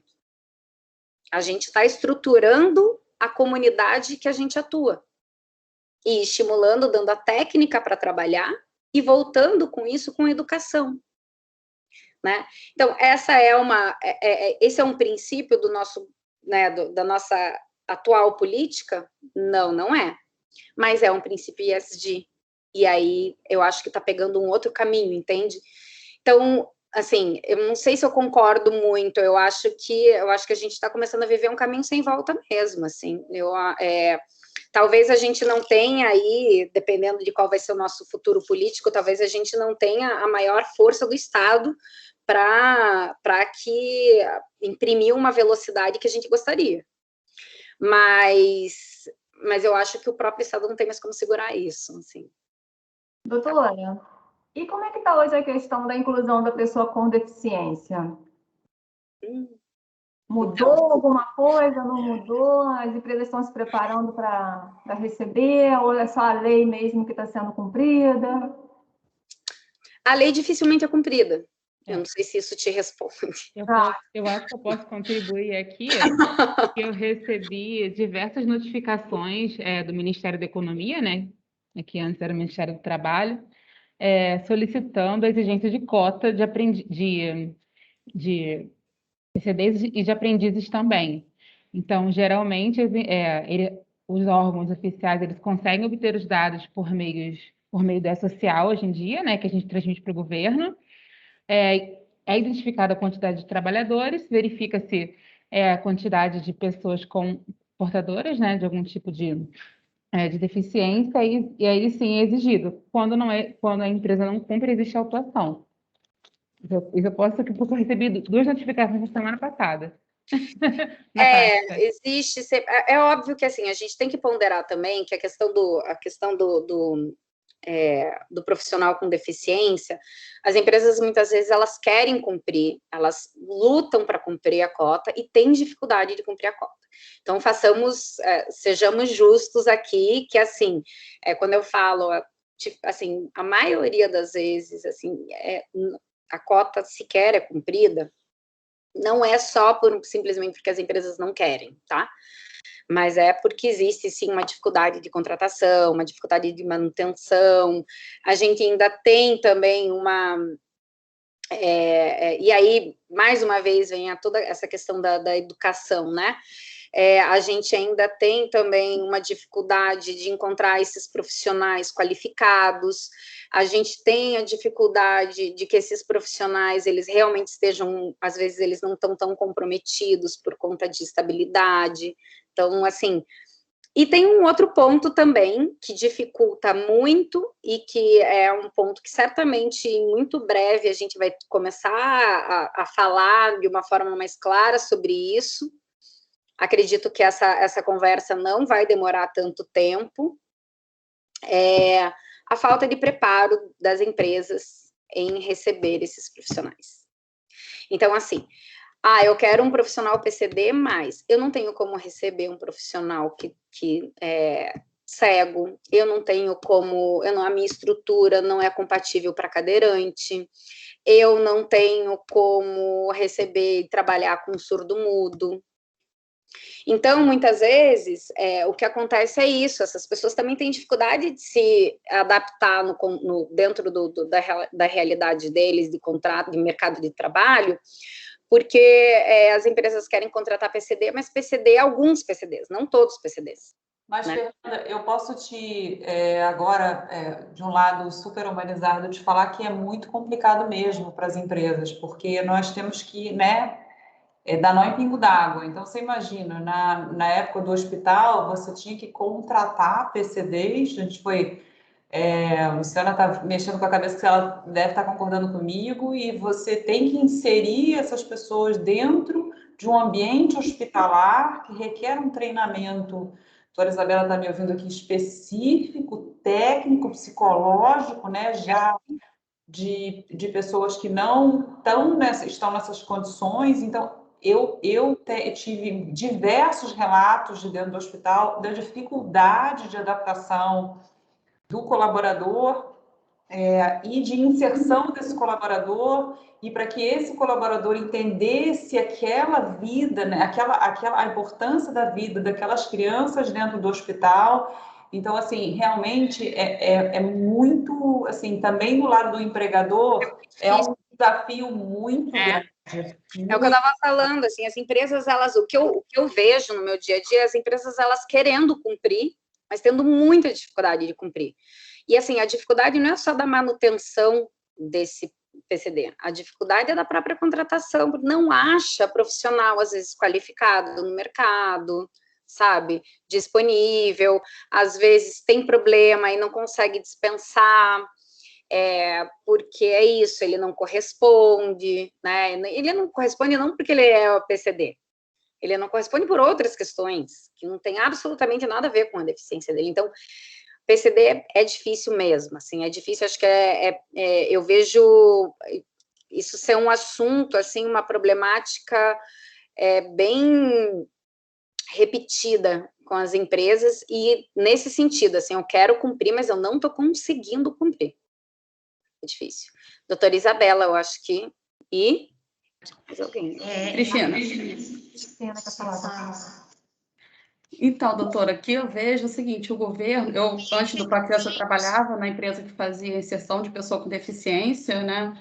O governo, ele obriga a cumprir a cota, mas, ao mesmo tempo, ele dá o BPC, que é o benefício da prestação continuada. Então, muitos portadores de deficiência, eles não querem abrir mão de receber o benefício do governo para ser inserido numa empresa. Então, assim, eu estou com benefício sem ter que trabalhar, eu não vou aceitar um trabalho para ter a mesma renda. Então, muitos não querem ser inseridos para também não perder esse benefício, né? Voltando aqui um pouco no que você falou e no que a Mitzi comentou, que como é difícil, né, para a empresa se adaptar. E o que a gente vê, e a gente só vê quando a gente está do outro lado, e eu vou te dizer que eu sou médica e lido com muitos pacientes com dificuldades de locomoção, a crianças sindrômicas, mas quando você está desse lado, você não percebe a dificuldade grande. E eu não digo só na empresa, não, no mundo. E não é um problema do Brasil, porque a gente pode dizer, isso é porque o Brasil não pensa. Não é. E por que eu estou te dizendo isso? Porque eu estou vivenciando isso agora com a minha sogra, que ela agora é cadeirante, ela teve um AVC, e a gente tem dificuldade em tudo para locomoção. Para você ir para algum restaurante, para você levá-la para algum hotel. Viajamos, ela queria muito viajar para fora do país, e a gente viajou, e na Europa a gente teve a mesma dificuldade, a cadeira não entrava nos elevadores. As ruas são muito pequenas, porque principalmente na Europa, né, eles não têm, e lá eles não tinham estrutura nenhum, zero para cadeirantes. Então, assim, não é um problema só do Brasil, é um problema do ser humano não se ver com alguma dificuldade de locomoção. E isso é um problema, porque a gente também não consegue trazer isso para dentro da empresa, não é porque eu não estou me preocupando com eles. Não, porque a gente não tem a percepção. É só quando a gente tem a deficiência que a gente começa a entender as dificuldades. E eu acho que é isso que a empresa poderia trazer, as empresas poderiam trazer, conversando com pessoas com deficiências, diferentes deficiências, ou sejam os surdos, os cegos e aqueles cadeirantes, e entender como a empresa pode se organizar para no futuro recebê-los. E quando eu falo não só empresa, mas escola também. Porque você percebe essa dificuldade, que sempre uma queixa muito grande dos pais, como levar os filhos para a escola, aquele filho com deficiência. Há também um grande problema dentro dessas instituições de como receber essas crianças. Então, assim, falta também, digamos assim, um treinamento dos gestores, dos funcionários, colaboradores, para que eles possam atender de uma forma adequada todas essas pessoas que têm algum tipo de deficiência. Não é um caminho simples, nem em termos de educação e nem em termos estruturais mesmo, né? Que é isso que a gente estava falando, a gente imaginou falar de diversidade, a gente pensou, né, em algo totalmente diferente quando a gente se dá conta de que a gente ainda está, assim, na casa 1, sabe? A gente realmente não consegue se enxergar no próximo, né? Esse é um grande defeito aí da nossa... É um chip que a gente vai ter que trocar, porque a gente não consegue se enxergar, a gente não consegue perceber isso no nosso dia a dia, a gente não se importa com isso, né? Até que algo muito próximo aconteça ou que a gente realmente tenha que passar por isso em algum momento da vida. Então, e essa eu acho que é a ideia da questão da diversidade como um todo, assim, né? No ambiente de trabalho, então, nem se fala, porque eu sempre brinco que quando a gente encontra, né, quando a gente encontra alguém na rua que a gente não vê há muito tempo, a gente, mas e aí, como é que tá? Tudo bem? E a família? Tá trabalhando onde? São as duas perguntas que a gente faz, né? São as duas coisas quando a gente quer pelo menos dar dizer mais ou menos o que está acontecendo na nossa vida de uma forma, dar um geralzão, né? Fazer um resumo, a gente fala basicamente da família, como é que tá o pai, como é que tá a mãe, como é que tá o marido, se tem filho, se não tem filho, se casou, se não casou e tal, e o que você exerce como profissão. Então, quando a gente não pensa no próximo e na diversidade dentro do trabalhador, né, dentro do mercado de trabalho, dentro da sua atividade laboral, a gente está, na verdade, tirando boa parte dele, a gente está tirando 50% dele como ser social, né? Se é por conta da locomoção, se é por conta da adequação no mercado, se é porque tem alguma questão de gênero, de orientação sexual, ou por uma questão de raça, ou por uma que eu realmente eu acho um pouco surreal que a gente ainda tenha que realmente conversar sobre isso da forma que a gente conversa, né? A gente ainda tem que estar aqui debatendo como a gente não consegue olhar para o próximo e entender que, assim, que o cadeirante não consegue fazer um bom turismo, né? Ele não é privado simplesmente de poder fazer o exercício dele, eu digo, o exercício de andar, né? Ele é privado de muito mais. E a gente tem uma dificuldade muito grande, realmente, de olhar. É uma coisa que a gente tem que estar... Nenhum de nós aqui, a gente está preparado para tudo. A gente tem que estar o dia inteiro, o tempo todo, prestando atenção, olhando para o lado, se olhando, né? A Mitz falou uma coisa muito interessante, que ela falou assim, a empresa tem que fazer a sua terapia, né? Então, é isso. A gente, como empregador, a gente como empregado, a gente como trabalhador, a gente como empresa, a gente como ser humano, a gente como integrante de uma equipe de trabalho, a gente tem que fazer essa terapia, e ali diariamente, e ouvir, né? Quantas vezes a gente não pega aquelas memórias do Facebook, aí vem o Facebook e te traz uma memória de 10 anos atrás, que traz um post que você olha e fala, eu não acredito que eu postei isso. Eu não acredito que eu pensava assim dessa forma, há 10 anos atrás. Né? Então, eu acho que isso acaba acontecendo invariavelmente com a gente, quando a gente para pensar assim, não, peraí, então, se de lá para cá a gente conseguiu mudar, conseguiu olhar o mundo com outros olhos, significa que esse processo, ele não acaba, né? Ele não acaba, ele tem que continuar, a gente tem que continuar estudando a sociedade, ela muda o tempo todo, ela vai mudar o tempo todo. E a gente tem muitas questões antigas ainda para resolver, né? Quando a gente tem gente que ainda não conseguiu entender a necessidade da cota racial. Fala sério. Ainda vamos discutir a necessidade da cota racial? Ainda? Né? Então, a gente ainda está muito primário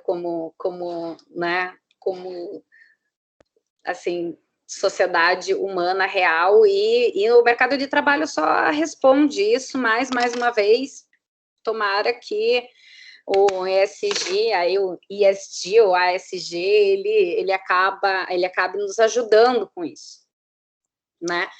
Porque é a força do capital vindo para, né, assim, vindo para auxiliar a sociedade, e que isso realmente tenha uma resposta positiva no futuro próximo. Né?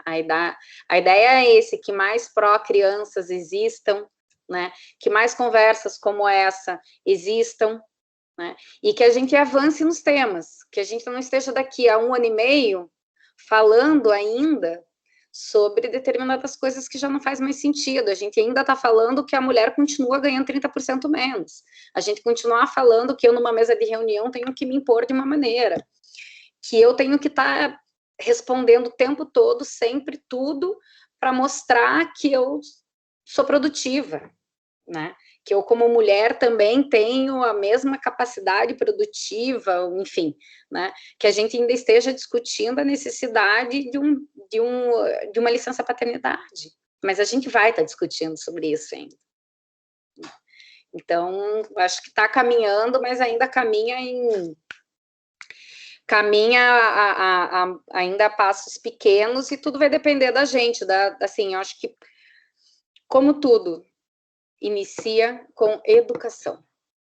Então, essa terapia que a Mitzi falou, a gente ter a nossa avaliação de autoconsciência e fazer a educação do nosso ambiente, do nosso microcosmos, entender o que está acontecendo, se informar, né? É a nossa obrigação também como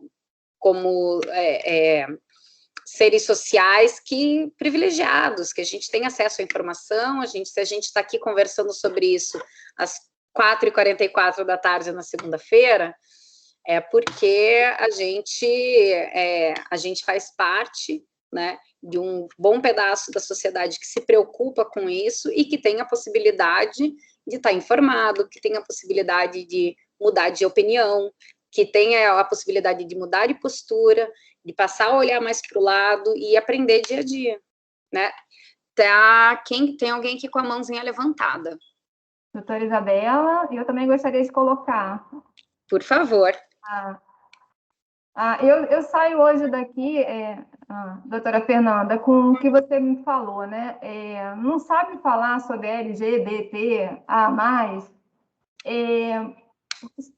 fale sobre o amor, se informe. Eu tenho procurado conversar muito com os jovens daqui, porque eu tenho um filho de 18 anos que me explica muita coisa, e o quanto que mudou da minha geração para a geração dele, que está iniciando no mercado de trabalho, que a gente busque esse conhecimento, mas que, acima de tudo, tenha essa linguagem do amor, do respeito, de buscar entender o ser humano, né? Eu gostei muito dessa sua fala. Não sabe falar? Fale sobre o amor.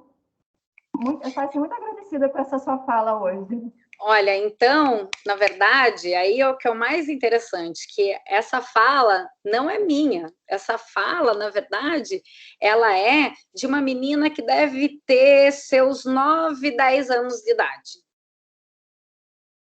Isso é que é mais interessante, que foi por conta daquela polêmica da propaganda do Burger King, né? Teve aí recentemente a propaganda do Burger King e tal, aí teve toda uma polêmica, e aí tá lá no Congresso, inclusive, tem uma pesquisa para falar sobre educação de gênero, e tem um monte de gente falando, ai, diga não, porque crianças não precisam aprender esse tipo de coisa, mas que não sabem o que é educação de gênero, esse é o ponto, eles não sabem, não têm informação. E aí uma criança, talvez eu esteja exagerando, eu sou ruim com idade de criança, né? Mas eu acho que é ali em torno de uns 9 ou 10 anos, mais ou menos, e essa fala foi dela. Não sei se foi criada por ela, ou né, mas aparentemente sim. Então eu estou aqui repassando, mas porque é exatamente isso, essa fala para mim, assim, ela resume tudo. Não sabe como explicar? Explica o que é amor.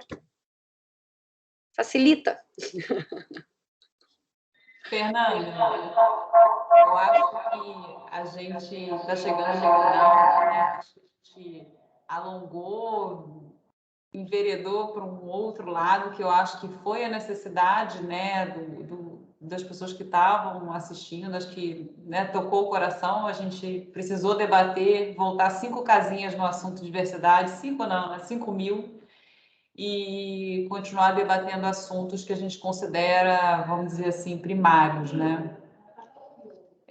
Mas eu acho que foi de uma grandiosidade, assim, ver esse time todo e ver a quantidade de pessoas assistindo esse bate-papo, foi muito, muito gostoso mesmo. Não sei se alguém quer falar mais alguma coisa, se alguém quer conversar mais com a Fernanda. Quero te agradecer imensamente sobre esse papo que você teve conosco, que foi o que eu falei para você antes da palestra, né? Você não dá palestra, né? Você fala com o amor que você quer engajar, você quer fazer com que as pessoas sejam mais humanas. Eu escrevi isso no e-mail que foi me solicitado, né? Você só quer que as pessoas sejam mais humanas. E eu acho que é isso que o mundo todo está precisando, né? Veio a pandemia, a gente está aí, né? Às vezes criticando um ou outro, brigando e e aí, nossa, veio isso tudo, quase 2 anos e a gente ainda está nessa energia, né? Então, é muita gratidão mesmo, Fernanda, pelas suas palavras, por esse engajamento. Eu acho que o Brasil está precisando da sua voz, que é uma voz trabalhista, mas muito mais para o lado de engajamento e humano, do que se falar em legislação trabalhista. Eu acho que isso aí a gente acha no Google. Mas o que você trouxe para a gente hoje foi de uma emoção muito grande. Eu acho que a Flávia falou tudo, né? Você não sabe falar sobre isso, fala do amor, né? E não importa se foi da menina de 9 anos, ela veio através de você. Então, muito obrigada, de verdade. Estar com você sempre é muito... Olha as pessoas todas envolvidas do Procriança, o time todo. Eu tenho metade da minha família te assistindo também. eu tenho amigos queridos te assistindo, vai ficar gravado no YouTube, minha filha vai assistir hoje à noite também, então, muito obrigada, te agradeço pessoalmente, te agradeço em nome do Procriança, muito obrigada. Eu que te agradeço, minha querida, sempre que quiser trocar uma ideia, conversar, eu estou aqui, vai ser sempre um mega prazer estar com vocês, vou repetir, estar com vocês, assim, de deixar o meu coração bem fofinho. Eu fico muito feliz, obrigada, e obrigada a todo mundo que assistiu, que bateu papo, que contribuiu, que trocou aqui as nossas experiências, pode falar.